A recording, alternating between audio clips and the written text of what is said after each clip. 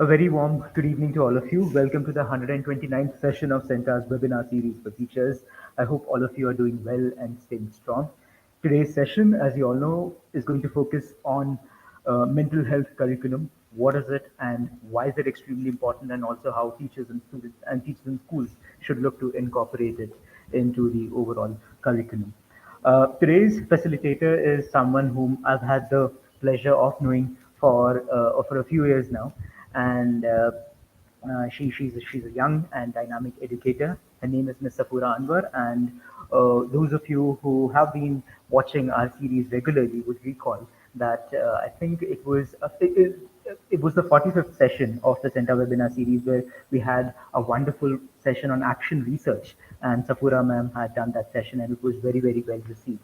So, and for those of you who are seeing her for the first time, I'll just take a minute to introduce her. Safura ma'am has over 12 years of experience in the field of education. She's worked as a teacher, a lecturer, a coordinator, an academic head, and she's currently the supervisor of grade 3 at GEMS Legacy School, Dubai. She is a Microsoft Innovative Educator expert and also a UNCC accredited climate change leader. She's extremely passionate about new learning and finding its impact through the cycle of action research, and that's what she did her previous session on. But today she's going to be talking about mental health curriculum.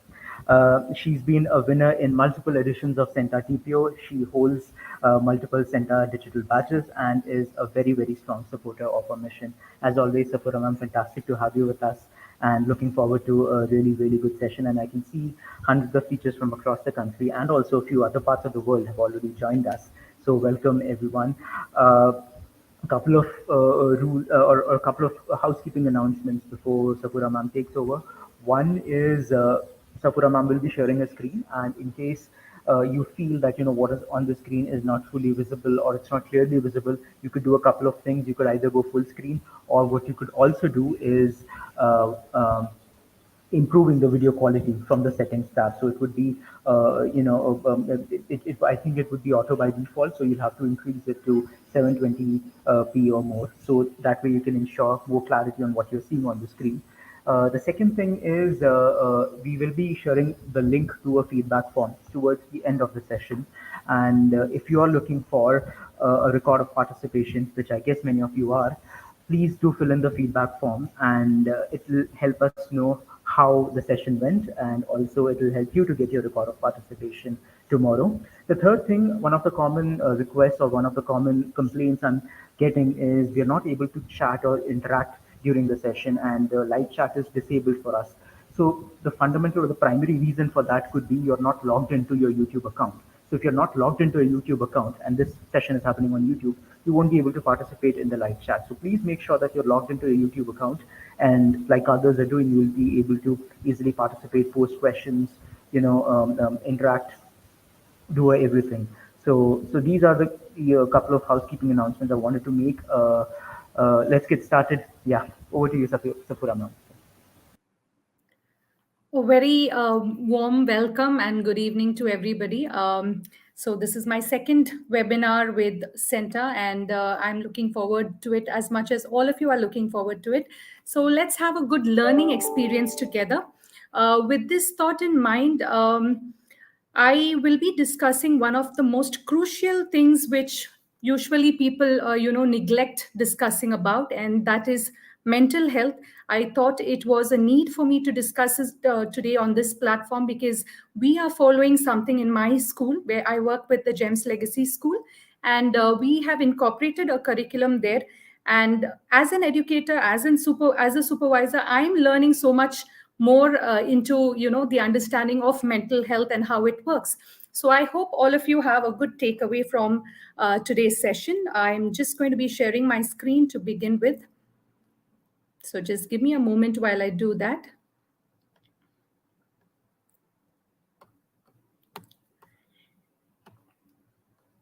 Yes, so that's what we are here for today. Karthik, I hope, yeah, I can see the screen on. So that's what we are here for today, to discuss the importance of incorporating mental health into the regular curriculum. So why do I say that? I'm going to take you through a series. I'm going to do a an activity with you all so that you understand the essence of mental health. And together, I'm sure at the end of the session, you will also agree with me that it is the need of the hour. So let me begin with this question to all of you. What, according to you, is mental health? So I will love to see your responses in the comment section. Good evening, good evening. I can see many good evening messages. A very good evening to all of you. I would like to know your responses or your definition for what is mental health. So if I can have a few responses here in the chat. Healthy mind, yes, absolutely. I don't see your name though. Healthy mind, peace of mind, okay. State of mind, okay, that's nice. A good state of mind, yes. Mental condition of a person. So most of the responses which I have received here is around the term mind. So I'm not going to give away anything here. Mental health, the definition, I will come back to it probably at the end of the session, but I'm going to take you through a set of activities, and there is something that we are all going to be learning today. So let's move ahead.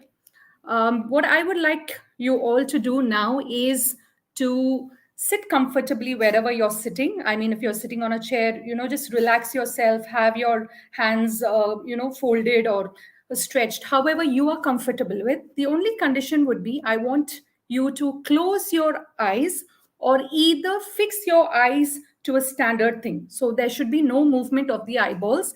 We are going to do a small activity, and I will get back with a few questions after that. So if we are ready, in the count of three, I'm just going to be giving you a few instructions which you will have to do. So let's get started. Close your eyes or fix them on a focused spot. Think about your five senses. Block out all your thoughts and distractions. Focus on what you feel. Can you feel your legs on the chair? Can you feel your feet in your socks if you're wearing socks? What are your hands feeling? What is your back feeling? Wipe your tongue around in your mouth. What do you taste? Take a deep breath and inhale the smells around you. Listen closely. Focus on what you hear. With all these thoughts, I would like you to all open your eyes and look around you. Once we do this exercise and once we open our eyes, we might be able to capture something that we've not seen or maybe not given any attention to. I hope you are all in a calm state. I hope that has set the tone. So my question to you is, why do you think this activity was done? And what did we use in this activity? Sensory development, says Ms. Ruchika. Yes. Thank you, Ms. Tanya, for mentioning that you're feeling relaxed. So why do you think this activity was done? What did we use in this activity? Usually we have some, materials with us which we use. Okay, we used our imagination. That's really good. Yes. We focused to build a sense of focus. Yes, absolutely, for relaxation. Okay, going to the next question. What did we use in this activity? Ms. Rani says cognitive, all right. Sensory, okay, piece of, where did that go? Body relaxation to keep our mind calm. Okay, so the next question is, what did we use in this activity? Sensory organ relaxed, somebody says. Yes, you all are very right. We have used our senses here, the five senses, the sense of touch, the sense of taste, the sense of hearing, the sense of smell, and the sense of sight. So that is what we have used here. Now I have something more to share with you. For this, again, it's going to, relax you even more as far as I see it. So I want you to keenly listen to the sounds. I want you to understand, be there in that moment. Now, what is it that you can see in the picture? If you can put it up in the chat box, what do you see in the picture? What do you think it is about?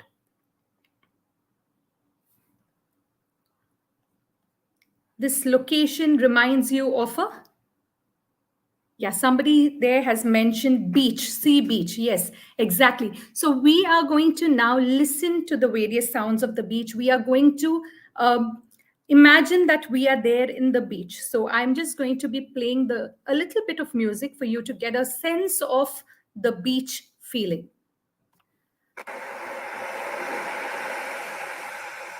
What is it that you see?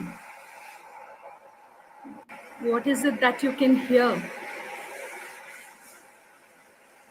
What is it that you can feel? Is there something that you can taste? Is there something that you can touch? With these questions, let me move on to my next question. Think of your last visit to the beach, or when we were doing this activity, I'm sure you must have connected your last visit to the beach or your best visit to the beach. So I want you to think of your last visit to the beach. What did you gather with your senses there? What did you see? What did you hear? What did you taste? What did you sense and touch? What did you smell? So I would like to see your responses. The saltiness of the water, says Miss Varda, very nice.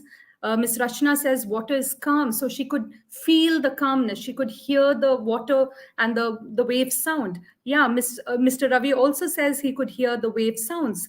All right, calmness and salty water, seashells. Okay, enjoy the coconut water. That's a very different answer, Miss Tanya. Really nice. You could sense calmness, you could sense happiness. Fantastic. So this brings me to the next step. What do you think your senses have left you with? Now you sensed so many things there. You saw the water, you sensed calmness, you sensed happiness, you felt the sand, you smelt the sand, right? So what have your senses left you with? What do you think the senses have left in our mind? Contentment, yes. And what exactly, how exactly can you relate to that contentment? Somebody here says to memories. Mr. Watts, you are exactly right. It has led to our memories. The senses has led to a memory. So that is the cycle. So we use our senses to gather information. And once we gather this information, it enters into into our brain in the form of a folder, like how we sort out various folders in our desktops. The same way, there is a folder with each of your memory. And in each memory, there are various pages with various things in that, which we are going to further look at. So the next question would be, write down your beach memory. If you can, in your quick words, in your own words, if you can just write down your beach memory, the memory which lasted for long, it would be great, because from there, then we can move on to the next question. I want it to be an interactive session. So, I am looking at your answers, your responses there. Childhood memory, says Ms. Zera. Yes. If you can elaborate on your memory, Ms. Zera, what is that beach memory of yours? Happiness, relaxing of body, mind, happy moments. Miss Maria, if you can mention your happy moment, one incident or one memory of you going to the beach, which you can never forget. And why is it that you can't forget that particular memory of yours? Run on the beach with waves coming and touching your feet. Absolutely beautiful memory by itself. Key West with family togetherness, happy moments with my family. Wonderful. Relaxing and some good long-term memory, walking through the water, holding hand of each other. So we all have our set of memories, and these memories are created because our senses gather the information.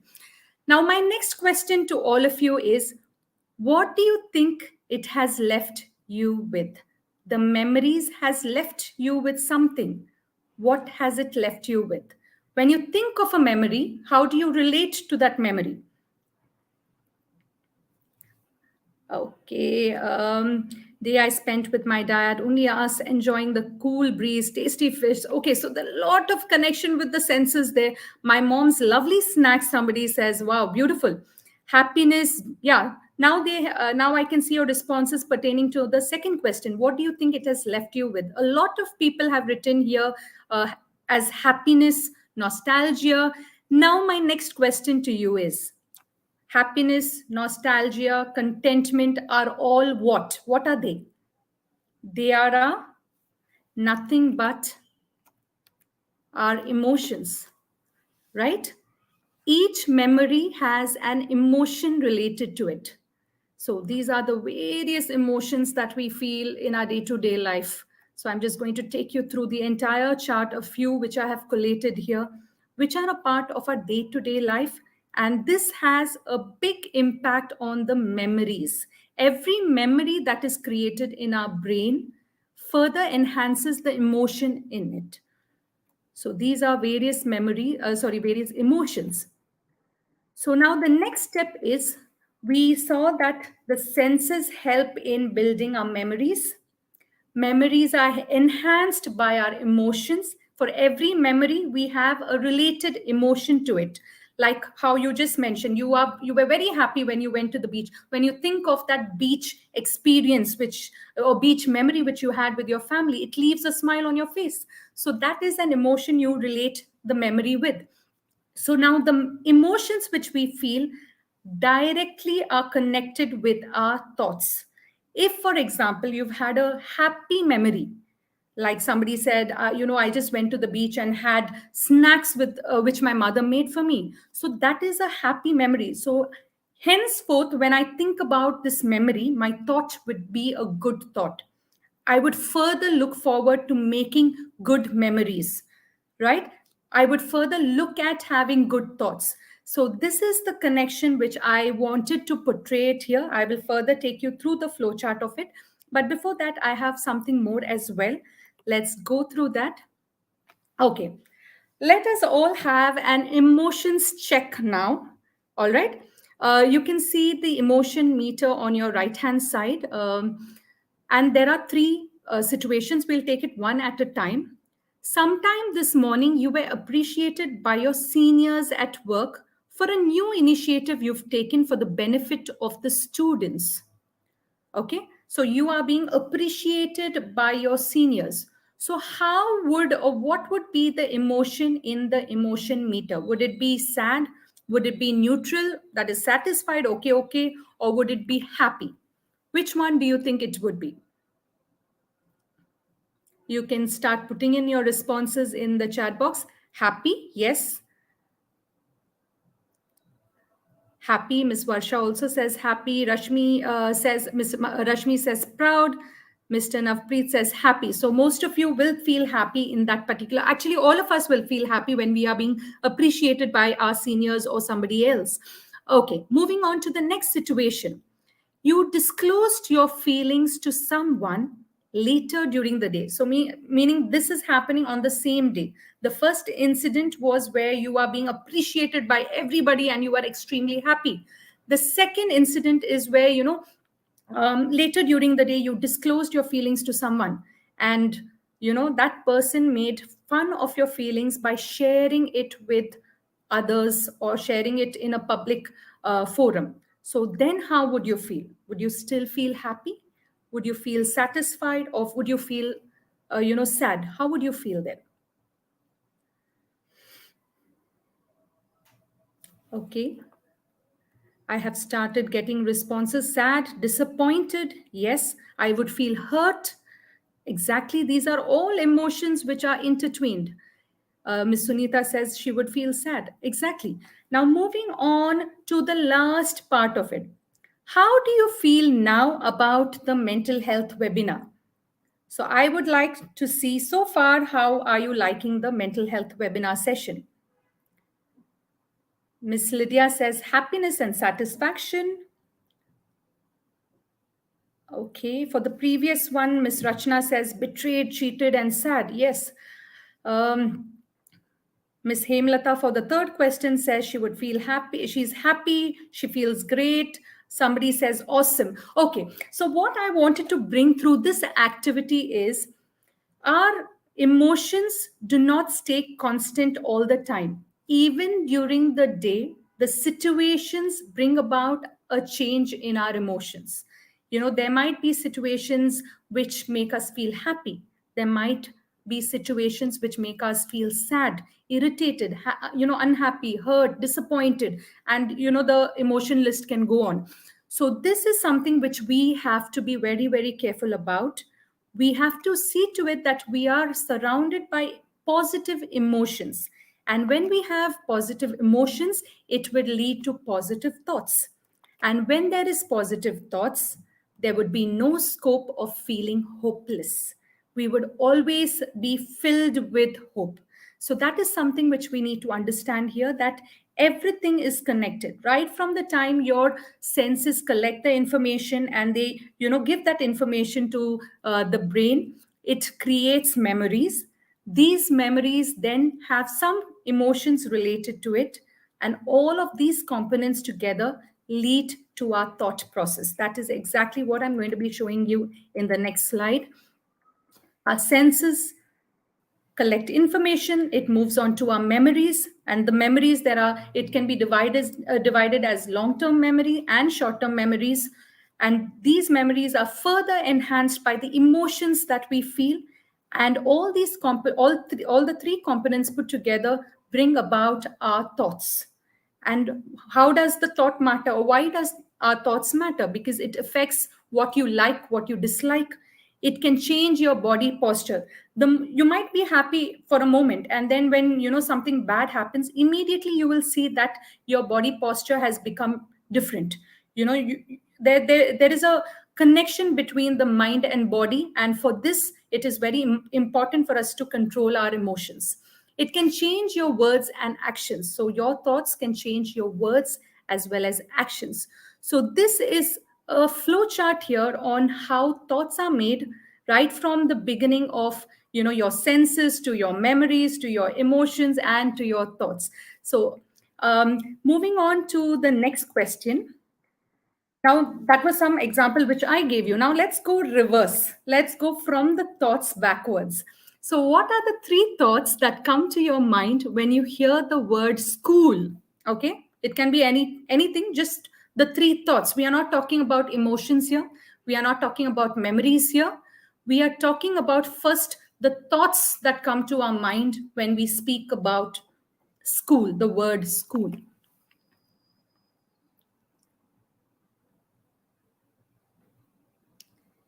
Yes, fun, energy, friends. I love the three words there, Miss Bharti. Fun, energy, friends is what Miss Bharti can relate her thoughts when it comes to the word school. Miss Varda says friends, childhood. I think I missed it. Okay. Miss Smita says colleagues and gossip. All right. Then I have Padmaja, Miss Padmaja here saying cherished memories, fun, energy, fun, friends and studies, so on. All right. So now the next step which I want you to do is I want you to connect one memory which is related to these thoughts. What are your memories that you can connect with these thoughts? Culture, students, punishment. Miss Paramjeet says punishment. That is some very different answer which I can read there. All right. Fun, friendship, infrastructure of practical equipment, teachers and students, says Miss Iram. Thank you so much. So now what is that one memory with which you can connect these three thoughts? Interactions with friends and fun task, says Miss Shifali. Friends, studies, canting, learning, says Miss Viji. All right. I can see lovely responses coming up. Friendship, fun, creativity, friendships, morning assembly. Okay. All right. Enjoying the horizon at evening sunset time. Very nice. Trips, says somebody else. Bunking class, says Miss Naina. All right. So you all have come up with your memories which are related to the three thoughts which you could connect with the word school. Now, moving to the next step. Which are the senses you think have gathered this information to create the memory? So first we moved vertically, now we are coming backwards. So we identified the three thoughts. From the thoughts we've come down to memories, which is still fresh in our mind, and now we are moving on to understand which are the senses that have helped us to create these memories. All the five senses, says Miss Rashmi. Very nice. um, all right. Sight, sense of sight, says Miss Dhanalakshmi. Memories and then senses. Okay. All right. So you all have connected. You think that, every part, every sense, we have connected with our memories. It so happens that in a few memories, there are few senses which are more constant, or there could be all the senses attached to the same memory. So the whole idea of doing this activity is to understand the flow of how thoughts are created, and why is it important for us to control our emotions. Only when you control your emotions you can control your thought process. And how can you make your emotions positive? When you have good memories, and the memories are going to be made by your senses. So that is why we say, we always in schools it is very vital that we provide a positive environment for our children. Even to the parents, we usually mention that, it's very important for us to give the children a positive environment, an environment where they are having good thoughts, where they have, good emotions around, they have good experiences with one another. So when they have good memories built, it will lead to good emotions. And when you have good emotions, it will lead to good thoughts, and that will reflect on you as a personality. So that was a gist of the activity here. Let me move on to the next question. Were you aware of how thoughts are formed before this session? I was not aware of this thought formation process before I started teaching the children or started working on the mental health curriculum. I understood the thought process only in detail after we started this curriculum at school. So sometimes, even as adults, now this mental health is a very critical two words. They are two simple words, but when put together, a lot of taboos are attached to the same. So for us to remove this taboo, it's important for us to understand the need of having it projected. And the need of having it projected is right in front of you. Unless and until we do not identify our experiences, our how our memories are formed, what should we do better to feel better emotions, how can we make our thoughts more positive, it is going to be very, very difficult. And in a scenario, post pandemic, actually even now the pandemic condition is going on, still there are so many children, so many adults also who have a need to understand their emotions. So thereby this becomes a very important topic by itself. So, do you think teaching students this process of thought formation will benefit them?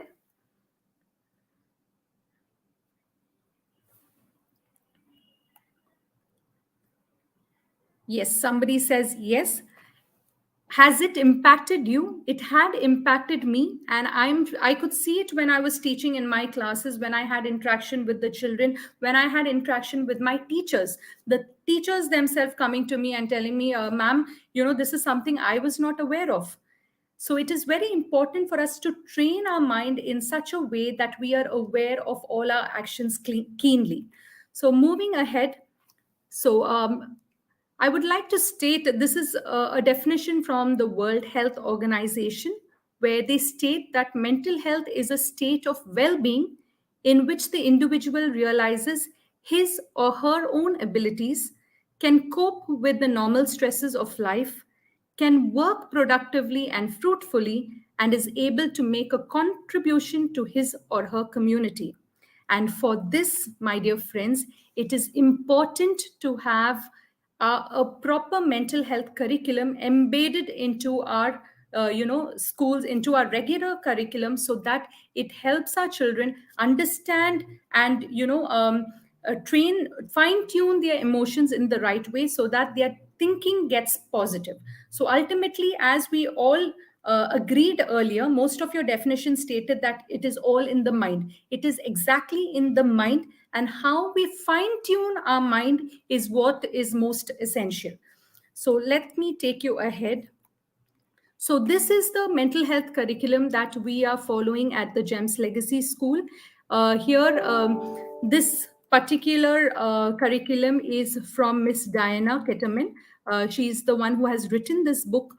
We have gone through in depth, looking at her various important notifications that were there. We had a discussion with her, based on the topics that we saw into, what she was offering us. And then when we went ahead with the curriculum, and when we started practicing and putting in place all these topics with our children, that's when realized the need of having it. The GEMS Legacy School in Dubai, where I work with, we basically believe that it all starts in the mind, and if we are able to train our children properly mentally, if we are able to give them a good mindset, then everything else follows in line. So that's the whole idea here. So let me take you to the last question. I think Karthik, are you there?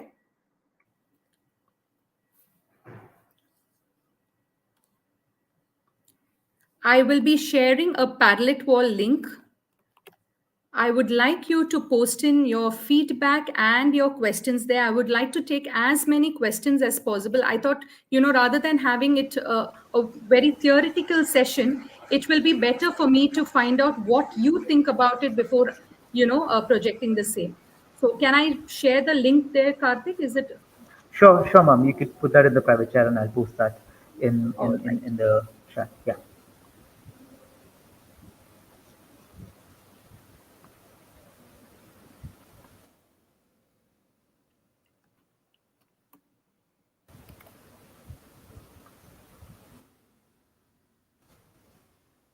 Yeah, the link has been posted, and there's a question from Ms. Navpreet Barar in the comment section, and Navpreet ma'am is asking, is life skills curriculum the same as mental health curriculum? Life skills curriculum has a lot of components which are common to mental health curriculum, but mental health curriculum focuses more on how we can, cope up with our mind basically. So it all starts in the mind. How do we go about training our mind? How do we make the children understand the essence of emotions? How do we, give them that understanding of how the thought impacts their day-to-day life. So life skills basically talk about how they can have a good living, but again, how do I have a good mindset? For that, you will definitely require to imbibe a few topics from the mental health curriculum as well. I hope I've answered your question, ma'am. I think I can see a few questions there. How one can judge the mental health of a particular student. Okay, for that, there are a lot of questionnaires, but before the questionnaires, also, I would like to share my personal experience with you. Being the supervisor of grade 3, I'm also a teacher of math. So we had this, small activity for the children where we told them, you have to fill the phrase, and the phrase was, I wish my teacher knew. So this was the phrase given. So there were so many responses. I wish my teacher knew that I'm good at cricket. I wish my teacher knew that, I'm good and so and so. But there was one child from one of the sections where I teach. He posted saying that I wish my teacher knew that I'm not very confident in math. So sometimes activities like this bring in so much value and understanding to us as an educator that we might miss it out on a regular basis. So this was an activity which we had done connected to mental health, where we had our teachers doing it for the students. As supervisors, we did it for our teachers as well. So it is important, not only the students well-being is important, even the teachers and the staff well-being is equally important. There's a question from Ms. Anika Walia, and Anika ma'am is asking, from which grade do we start implementing this curriculum? Okay, we have started it from grade 3.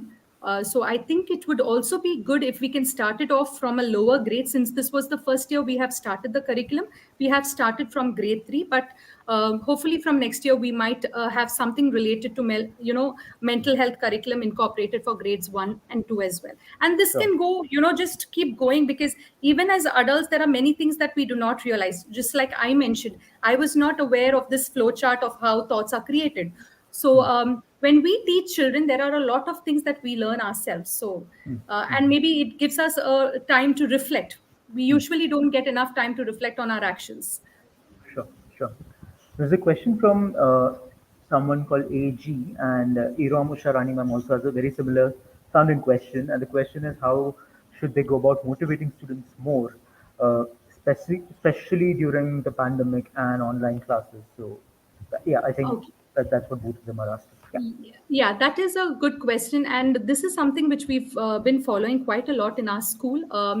We have something called the character strength stickers, which we give to the children. It's like, for leadership, for zest, love of learning. So, for anything that happens in class, we connect it with one of these stickers, and we send the sticker to the child along with a positive note stating that you are valued and we really appreciate your efforts or you're putting in to become good in learning, or depending on what the child has done. So every small, it is all about appreciation. Even as adults, what we require is appreciation. The moment somebody appreciates me and tells me, Safura, your webinar was rocking, that's enough to boost my morale and motivate me. So small ways of motivating children could be by giving them these motivational stickers, or we have this class dojo also available, which is a good online resource where you have where you can give them points, right, and then share it with the parents. You can make it like a celebration board where you can share it with the parents during the open house when you meet the parents. So these are things by which the children get motivated. It's not big things, small things make a big difference. Hema Malini Shekhar ma'am has an interesting question, and she's saying that schools have started reopening, and parents, but she's noticing that a few parents are reluctant to send their kids to school. Will this affect their emotional well-being? Some of the students that they're not going to schools, while some of the parents may be. See, honestly, being in Dubai for us, it was about 1 year, I think, of remote learning, not even a year of remote learning, but there had been a lot of changes that we saw in children when they came back as well. So, when they are at home, also, I'm sure they must be going through a lot of emotional trauma. Physically, they're putting in a lot of weight. Obesity is a problem these days. So, what I would suggest is if you can have a lot of well being sessions, what we used to do is at least, quarterly we used to have a nice well-being session where the children could just speak out what they want to speak. We used to share these padlet walls, in between, and tell the children, just post in whatever you feel like. What are your emotions? How are you feeling? Even when we had our classes on Teams, we had a well-being, separate channel there, separate page there, where the children were given the freedom of communicating and letting us know how they feel. It is very important. It again comes down to how they feel. It is the emotions which lead to your thoughts. So if we are able to cater to the needs of their emotions, then I'm sure everything will fall in place. And for that, it is important for us to have that interaction with the children and build the rapport. Once they have a good rapport, then there is nothing to look back at. Sure. Now, Preet ma'am has a follow-up question, and she's asking, is mental health only diagnostic in nature? No, it is not Mental health diagnostic. It is, curriculum. Yeah. sorry, it is more than that. What I showed you is a full flowing mental health curriculum. This was just a small part of it. So we have not diagnosed our children as such. We are conducting these sessions so that we help them change their mindset. We help them think positively. We help them understand what is the meaning of hope, hopelessness. We help them understand the difference between needs and wants. Sometimes in today's world, children are not able to identify the difference. They do not know what is it that they need and what is it that they want. There is a big confusion in their minds. So a lot of clarity comes in when you have the mental health lessons. And in our school, we have one full period dedicated in a week wherein the teacher does a proper lesson with the children. We get in their responses, we look at their responses, and we take the class further from there. Mr. Mohan Chandra Sahu, again a very regular participant in all our sessions, he's asking, Safura ma'am, what is overthinking and how should one overcome it? I think just go to the beach, be by the beach side, listen to some pleasant music, use your senses, make a good memory, and I think everything will be sorted. It's all in our minds again. It's how we perceive things. I totally agree. There are times when we feel very low, very demotivated. Situations in life put us in different tests. But then, how again we are going to train our mind is going to leave an impact on how we take up with things. So when you feel low, when you feel upset, I think just do what you love doing. When you do what you love doing, automatically a positive, memory is filled in there in our brains. The positive folder goes in, which leads to positive emotions, and that leads to positive thoughts. Ms. Gargi Bose is asking, how do we connect with children who have special needs? How do we ensure their mental and emotional well-being, and how do we ensure that they're motivated? That's a very good question. Here in UAE, I do not know from where ma'am is, but here in UAE, it is, inclusive education is a must. I mean, it is something which is looked at a great level. Here we have children in regular classes, and we try motivating the children in every possible manner. Children with special needs are children who look for that love, who look for that attention. They want that attention, they want to feel you, they want to touch you, they want to get to know you. So once you do that, once you build that rapport with them, once you make them realize that you are there for them, you will help them, automatically they become motivated. It's only up to how you build that rapport with them, and constantly keep boosting them, give them stickers. They love these smileys. They're very very fascinated about these smileys, the yellow smileys, the happy smileys. So constantly keep giving them, motivating them by giving them stickers, the smileys. If they are in school, you can just write a note for them, a good message in their hands, and they are super excited. The other day I had one of my special needs child running to me and telling me, ma'am, see, this ma'am wrote this for me saying that I'm very good. So that definitely motivates even children with special needs, or now we call it as students of determination. Ms. Purnima Jasyal, I think, she's saying that she has a fever right now. It's 101.7, but she's My feeling god. positive because she's watching this session. So, Thank you, Miss Purnima. Wishing you a speedy recovery. yeah. Yes. So I, any I, further? I, I think I saw a couple of more questions, all relating to the theme of if this can also be extended to students who are, say, in their teens, late teens, adolescents. Can this be implemented for them as well? So I saw a couple of questions on the theme. So I think that's yeah. I definitely think we could, because as adults, if you are able to relate to this process of how thoughts are created, this was just a small gist. There are lots more of. If you want, I can share my screen and show you the curriculum which incorporates, how to cope up with grief, how what is hopelessness, how to come out of hopelessness. There are so many various components. It's all about how to train your mind. And adolescence is the peak in which children get to the wrong ways and wrong paths if they are not guided properly.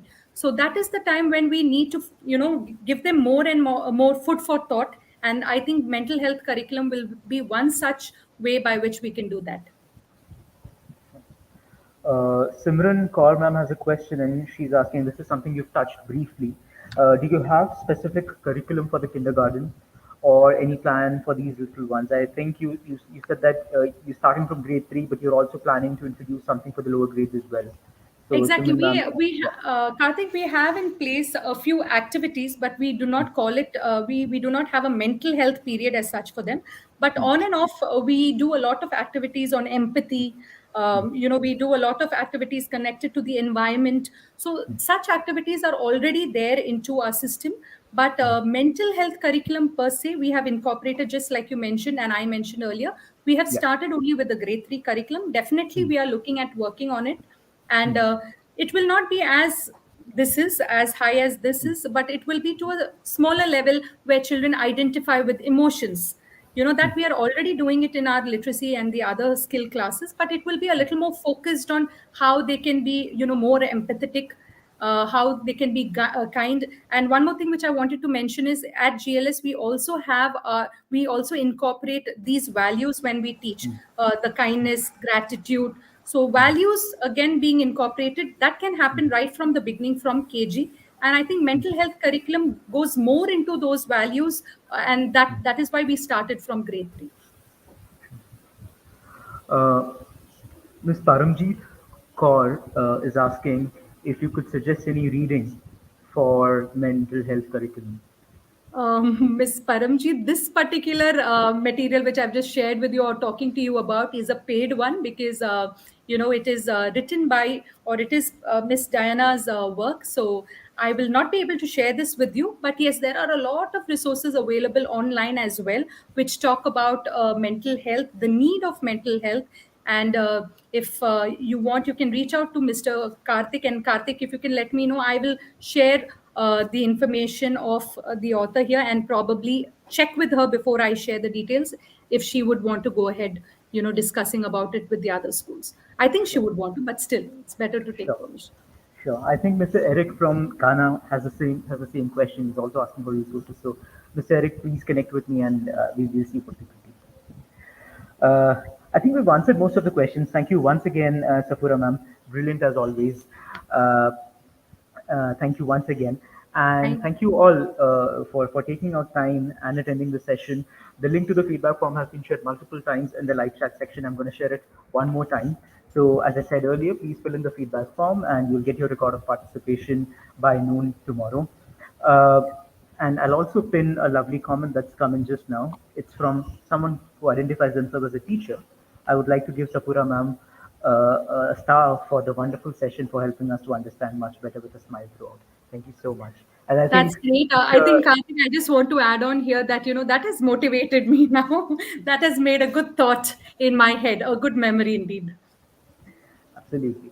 Thank you. Thank you so much once again, everyone. We look forward to seeing you on Monday. So, Monday we have a special session that we're doing in partnership with Canva. So, some of you would have already attended the first session that we did with Canva, that was on the basics of graphic design. The second session is scheduled for this Monday from 5 p.m. to 6 p.m. in IST.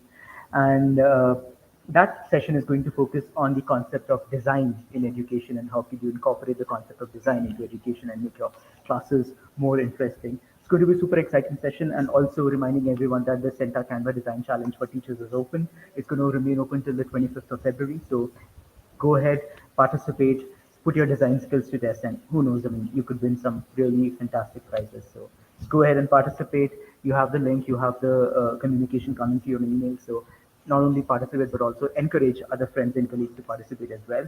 And till next time, thank you so much. Wish you a very good evening. Hope you have a wonderful evening ahead. Hope you have a wonderful week ahead. And look forward to seeing all of you again on Monday. Thank you so much. Could I just have a few closing lines? Absolutely, absolutely. Yeah, please do collect a lot of good moments, have a lot of good memories in your bucket. Life is very short. So collect a lot of good memories that would lead to a lot of good emotions, and that will lead to a lot of good thoughts. So have a great evening ahead, and stay safe. Thank you, thank you, thank you, Thank you. everyone.